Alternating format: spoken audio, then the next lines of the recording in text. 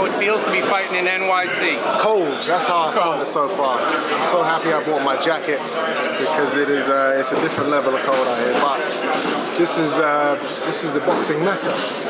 New York, Brooklyn. It's iconic, and it's every kid's dream who isn't from America to come over here and fight. We watch all these champions and all these amazing fighters who've come from the States and fought in all these iconic venues over here, and that's what we achieve, that's what we aim to achieve. I've done so much in England. I've had some huge fights, some great wins over there. I feel like I've done everything I can do over there. Now I want to expose myself to the American public, and this is a great place to start. Is there something to it that in England you're so well known because of Dad? Here you come and it's I'm more well known because of me. No, let me finish. Let me finish. Here it's a blank slate. It's a fresh slate. It's not as many people know that name. So you can totally make your impact yourself. Is that part of the attraction of coming here? That's always been the goal, to broaden the horizon. You know, I'm very well known to the English audience. I'm well known in the fight game out here. You know, the fight fans will know me out here. But you know, I want to be known more than that. You know, I want to break out of that, and that starts here. You know, with the big fights. You know, this is It's a great starting fight for me. It's a great introductory fight to the American public.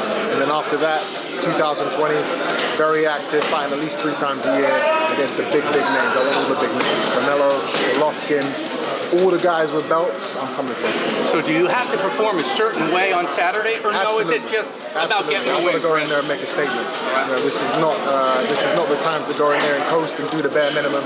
I've never been that type of fighter. I've always gone in there and I'm looking to stop my mind in spectacular fashion each and every time. And I think that's why I'm so fan friendly, and that's why I've made such a big name for myself overseas. Are you stealing the show on Saturday? Absolutely. You know, this is my time to shine. This is my dream, and I ain't gonna let nobody stop me. So you'll be victorious Saturday night. Will you play a function between 160 or just at 160? Right now we're at 160. Yeah, that is where I'm going to be campaigning at for the foreseeable future.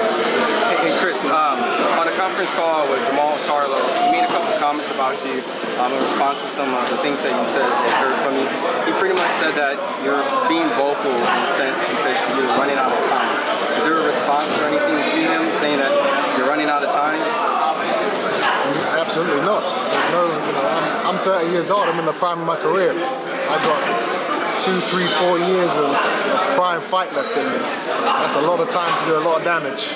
And you know, everything's on track. My career has gone perfectly. You know, obviously there's been a few bumps in the road, but I'm very happy with how everything's come about. And I'm here at the perfect time of my career, and I'm ready to go. How's PBC treating you with the whole transitioning, you know, from the DeGale fight to now this fight? Has your experience been with PBC been great so far? Absolutely, yeah. I mean, I would have liked to have been more active this year, but you know, obviously changing promoters and all of that. You know, there's been a few teething issues. Only fought twice. Only going to fight twice this year. But I think after this fight, that's really going to get the ball rolling. And for 2020, I'm going to be very active. Couple more. Hey Chris, facing a durable opponent like you are this weekend, are you going to put in a lot of work to the body? Listen, anyone who's not smart enough to go to the body isn't going to make it in the game. You've got to use your tools. You've got to use every advantage you can. So body shots, head shots. I'll punch the guy in my arms if I have to. Whatever I have to do to win. Awesome. Thanks, Chance. And, now, Callum Smith had a fight recently with John Ryder. I know you mentioned you want to stay and focus on 160. That was a World Boxing Super Series tournament that you participated very well in.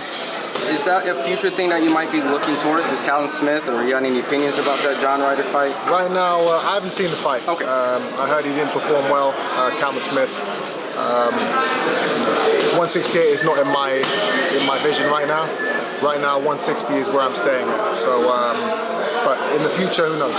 And last one, guys, the fight with you and Matt Korobov. A lot of fight fans are going to compare the performance that Jamal Charlo had.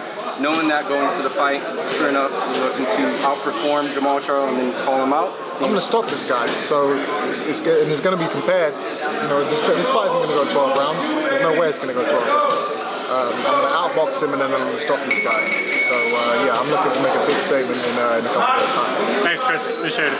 Thank you. Appreciate it.